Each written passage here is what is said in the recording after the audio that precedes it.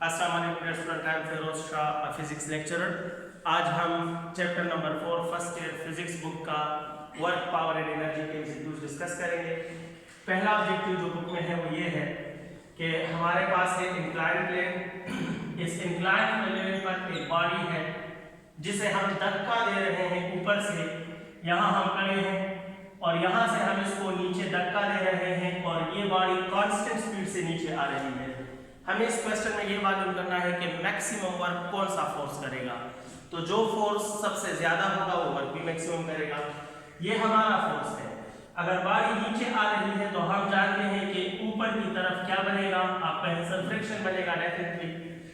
और इस बॉडी का वेट नीचे है। इस वेट के जो दो कंपोनेंट्स हैं, एक एक्स कंपोनेंट बनता है और एक वाई कंपोनेंट बनता है। ये एंगल थीटा है। नॉर्मल रिएक्शन ऊपर होगा तो नॉर्मल तो वर्क करेगा ही नहीं, क्योंकि ये डब्ल्यू एक्स के साथ मुकम्मल तौर पर कैंसिल हो जाएगा। अब अगर आप गौर से देखें तो डब्ल्यू वाई भी नीचे है, फोर्स आपका भी नीचे है और ये दोनों फोर्सेस का अकेला मुकाबला कौन कर रहा है? फ्रिक्शन कर रहा है। तो इस क्वेश्चन में फ्रिक्शन जो है वो आपके फोर्स और वजन के वाई कंपोनेंट दोनों का मुकाबला कर रहा है। अगर ये अकेला दोनों का मुकाबला कर रहा है तो फ्रिक्शन यहाँ सबसे ज्यादा है, लिहाजा इसका वर्क भी सबसे ज्यादा होगा और इस क्वेश्चन का ऑप्शन ए बिल्कुल ठीक जवाब है। क्वेश्चन नंबर 2 इस बुक में इस वक्त कहा जा रहा है कि दो फोर्सेस हैं, एक F1 है, एक F2 है। F1 kx है, F2 3kx है। दोनों फोर्सेस में डिस्प्लेसमेंट सेम है, लेकिन इस फोर्स का कांस्टेंट k है और इस फोर्स का कांस्टेंट 3k है। इसका मतलब क्या है? अगर इस फोर्स में 3k है, इट मीन कि F2 जो है वो F1 से 3 गुना ज्यादा है। यानी हम लिख सकते हैं कि F2 is equal to 3 times of F1। आपसे क्वेश्चन किया गया है कि इनका वर्क कैसे होगा, तो आप सब जानते हैं कि work is equal to Fs। ये फार्मूला बता रहा है कि जैसा फोर्स वैसा वर्क। इट मीन कि अगर F2 F1 के 3 टाइम्स है, लिहाजा वर्क 2 भी वर्क 1 के 3 टाइम्स होना चाहिए और इस क्वेश्चन में करेक्ट ऑप्शन है ऑप्शन डी। हम नेक्स्ट क्वेश्चन की तरफ बढ़ेंगे। क्वेश्चन नंबर 3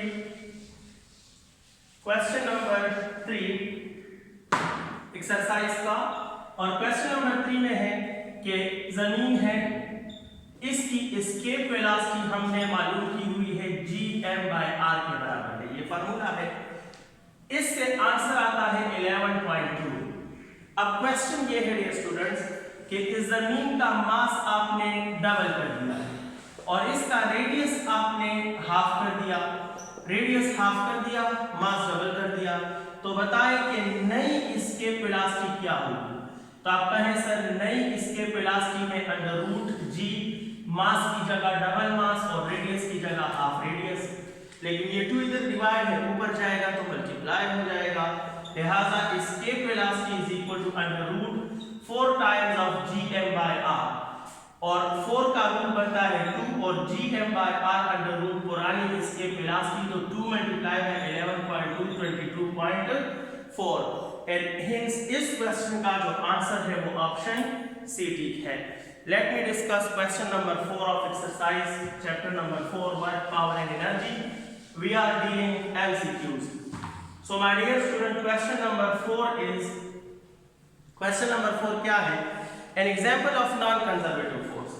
इस क्वेश्चन में है कि नॉन कंजर्वेटिव फोर्स कौन सा है इसमें। तो याद रखिए friction is always non conservative force, क्योंकि फ्रिक्शनल फोर्स के खिलाफ क्लोज्ड पाथ पर वर्क कभी भी जीरो नहीं होता, ये नॉन कंजर्वेटिव है। So the best option is option C. I am discussing question number 5. Hope you are understanding it. When the speed of your car is doubled, अगर गाड़ी का स्पीड डबल हो गया तो काइनेटिक एनर्जी कितने times बढ़ जाएगी? तो आप जानते हैं कि kinetic energy is equal to half mv²। अगर आपने स्पीड को डबल कर दिया, इन्होंने कहा कि स्पीड डबल हो गया, तो 2 का स्क्वायर क्या बना देगा? 4। इट मीन जब भी हम स्पीड को 2 टाइम्स बढ़ाते हैं तो काइनेटिक एनर्जी में 4 टाइम्स का इजाफा होता है and the correct option is option C. इसमें ऑप्शन सी ठीक है। Let me explore question number 6। Question number 6, I think the most simple question of the chapter, 1 horsepower 746 watts के बराबर है। ये 746 किलोवाट्स, मेगावाट्स या गीगावाट्स के बराबर नहीं, सिर्फ वाट्स के बराबर है। सो इस क्वेश्चन में हमारे पास क्वेश्चन नंबर 6 में ऑप्शन ए ठीक है। अब हम डिस्कस करते हैं हमारे students question number 7 number question क्या है, इसमें कहा गया है कि work is said to be negative. Work कब नेगेटिव होगा, नेगेटिव वर्क कब होगा? तो बहुत आसान से एक्सप्लेनेशन आपको देता हूं कि वर्क होता है Fs cos ऑफ थीटा। तो मैं क्यों ना लिखूं कि जहां जहां cos ऑफ थीटा नेगेटिव वहां वर्क भी नेगेटिव।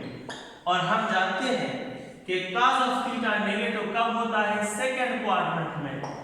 तो इसमें जिस ऑप्शन में सेकंड क्वाड्रेंट टच हो रहा हो वहां वर्क नेगेटिव होगा, पैरेलल में सेकंड क्वाड्रेंट नहीं है। और एंटी पैरेलल का मतलब है कि एंगल, एंटी पैरेलल मीन कि एंगल जो है वो 180 है और 180 का ताल्लुक सेकंड क्वाड्रेंट से है, लिहाजा एंटी पैरेलल फोर्सेस का या एंटी पैरेलल वेक्टर्स का वर्क हमेशा नेगेटिव होगा। और आसान करो, यहाँ 180 पुट करो तो cos 180 -1 है और वर्क आपको नेगेटिव मिलेगा। Hence the correct option is option B. Explaining question number 8 ये है कि दो बॉडीज हैं, एक का मास m1 है, दूसरे का मास m2 है, उनका मोमेंटम बराबर है, उनकी काइनेटिक एनर्जी का रेशियो क्या होगा? तो डेटा है आपके पास question number 8। Exploring question number 8, एक मास है m1, एक मास है m2, इनका मोमेंटम आपस में बराबर है और हमें इनके काइनेटिक एनर्जी का रेशियो मालूम करना है। ये हमें मालूम करना है, देखो कैसे मालूम करूंगा। मोमेंटम हमेशा, मोमेंटम की जगह आप काइनेटिक एनर्जी लिख सकते हो। कैसे आप देखिएगा, अगर मैं कहूं squaring on both hand sides, इसको स्क्वायर कर दें तो ये बन जाएगा p1 square is equal to p2 square, definitely बनेगा। अब आपने पढ़ा है काइनेटिक एनर्जी का formula p square divide by 2m, ये 2m इस तरफ ले आए तो 2m into kinetic energy is equal to p square. इसका मतलब है कि p स्क्वायर बराबर होता है 2m times of kinetic energy. तो अगर ये p1 होगा तो ये 1 और ये 1, और अगर ये p2 होगा तो ये 2 p2, यानी p1 स्क्वायर की जगह हम लिख सकते हैं 2m1 काइनेटिक एनर्जी 1, p2 की जगह लिख सकते हैं 2m2 काइनेटिक एनर्जी 2। इसको इधर उसको उधर ले जाओ तो kinetic energy 1 divide by kinetic energy 2 is equal to 2 times of m2 divide by 2 times of m1, 2 cancel और m2 बाय m1 इसका सही आंसर है। और माय डियर स्टूडेंट इसको ऑप्शन सी करेक्ट देते हैं। इतना आपको कंक्लूजन भी लेना चाहिए कि जब मोमेंटम बराबर हो आपस में तो काइनेटिक एनर्जी का रेशियो मास के रेशियो के उल्टा होता है। ये याद रखिए, आगे क्वेश्चन में अप्लाई करने वाला हूं। Question number 9, discussing objective number 9। और ऑब्जेक्टिव नंबर 9 क्या है उसको देखते हैं। दो बॉडीज हैं, ऑब्जेक्टिव नंबर 9 बुक में है कि एटमॉस्फेयर, जमीन के आसपास ये सारी चीजें क्यों रहती है? तो याद रखिए एटमॉस्फेयर जो है जमीन के आसपास रहता है, it is because of gravity. इसका जिम्मेदार ग्रेविटी है और इसका ऑप्शन जो है वो है option B. Correct option is option B. Let me explore question number 10 of the textbook. ये है कि अगर मोमेंटम 20% बढ़ गया तो काइनेटिक एनर्जी में कितना इंक्रीज आएगा? तो इसका शॉर्ट फार्मूला आपको देता हूं कि percent change in kinetic energy is equal to double of percent change in momentum plus first digit का स्क्वायर। ये शॉर्टेस्ट फार्मूला है इसका, इसमें वैल्यूज पुट करें तो percent change in kinetic energy हम मालूम कर रहे हैं, 2 फार्मूले में है। परसेंट चेंज इन मोमेंटम इन्होंने हमें 20 दिया है, प्लस 20 का फर्स्ट डिजिट क्या है? 2 है, तो फर्स्ट डिजिट का स्क्वायर मीन के 2 का स्क्वायर, लिहाजा it is equal to 2 20s are 40 plus 2 का square 4, it mean the correct answer is 44%। और इसका my dear student correct answer होगा ऑप्शन ए। इसका मैंने अपना एक और रूल भी बनाया है, ये वाला रूल सिर्फ 10 के मल्टीपल में काम करता है, बाकी काम नहीं करता। मैंने इसका अपने लिए अपना एक रूल बनाया है, वो किसी वक्त आपके साथ एमसीक्यूज ऑफ बीटा में शेयर करूंगा इंशाल्लाह, उससे आप सारे क्वेश्चन सॉल्व कर सकते हो।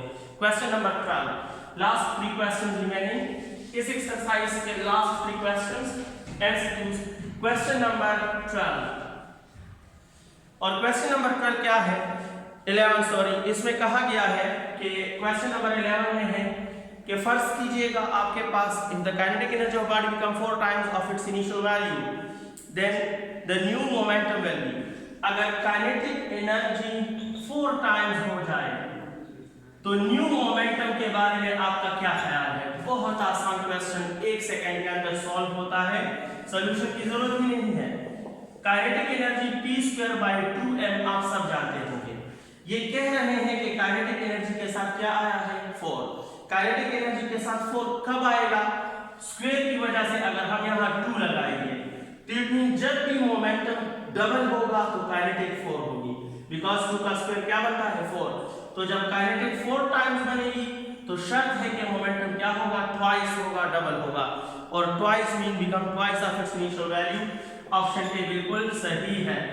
Question number 12 my dear students, let me solve question number 12। कहते हैं कि 2 बॉडीज हैं और उन 2 बॉडीज की काइनेटिक एनर्जी 4:1 है, तो उनके मासेस का रेशो क्या होगा? Kinetic energy 1 divide by kinetic energy 2, ये 4/1 है और इनके मोमेंटम सेम है, तो इनके मासेस का रेशो क्या होगा? थोड़ी देर पहले मैंने कहा था कि याद रखें जब मोमेंटम सेम होगा तो काइनेटिक एनर्जी का रेशो मास के उल्टा होता है, लिहाजा मासेस का रेशो आप लोगे kinetic energy 2 by kinetic energy 1। अगर 1/2 4/1 है तो 2/1 1/4 होगा, और उम्मीद है आपको ये आंसर समझ में आ गया होगा। 1:4 मीन के करेक्ट ऑप्शन है ऑप्शन डी। आखिरी 2 एमसीक्यू इस चैप्टर के। क्वेश्चन नंबर 13, ऑब्जेक्टिव नंबर 13 क्या है? 13 नंबर क्वेश्चन है कि एक बॉडी है जिसका मास 5 kg है, उस पर उसका इनिशियल मोमेंटम 10 है, 0.2 न्यूटन फोर्स लगा है 10 सेकंड के लिए, टाइम हमें मिला है 10 सेकंड, फोर्स हमें मिला है 0.2। कहते हैं इनिशियल मोमेंटम जो है वो 10 है और मास जो है वो 5 है, हमें बताना है चेंज इन काइनेटिक एनर्जी। तो चेंज इन काइनेटिक एनर्जी होता है final kinetic energy minus initial kinetic energy. Final kinetic energy 1/2 mv² minus ये 1/2 mvi²। अब मास तो हमें मालूम है, सिर्फ फाइनल वेलोसिटी और इनिशियल वेलोसिटी मालूम करें और इसमें पुट करें। इनिशियल वेलोसिटी होता है इनिशियल मोमेंटम बाय मास, और इनिशियल मोमेंटम 10 है और मास 5, तो इनिशियल वेलोसिटी तो 2 आ गई। इनिशियल वेलोसिटी की जगह यहां आप 2 पुट करेंगे, खुद करेंगे। vf जो है ये मालूम कैसे करोगे? तो vf vi + at। vi की जगह 2 और a की जगह f/m × t, तो 2 + f की वैल्यू 10 है, मास की वैल्यू 5 है और टाइम की वैल्यू 10 है, f की वैल्यू 0.2 है डियर स्टूडेंट्स। इससे वैल्यू आपके पास आ जाएगी 2.2 समथिंग या 4.2, जो भी वैल्यू आपको 2.4 मेरे ख्याल में आती है, 2.4 आई थिंक आ रही है, आप प्लीज सॉल्व कीजिएगा। ये वैल्यू उठाकर इधर पुट करें, जब वो वैल्यू इधर पुट करोगे आप सॉल्व करोगे, लास्ट में आपको आंसर मिलेगा 4.4 जॉल्स, और ये इसका सही आंसर है और करेक्ट ऑप्शन है ऑप्शन डी।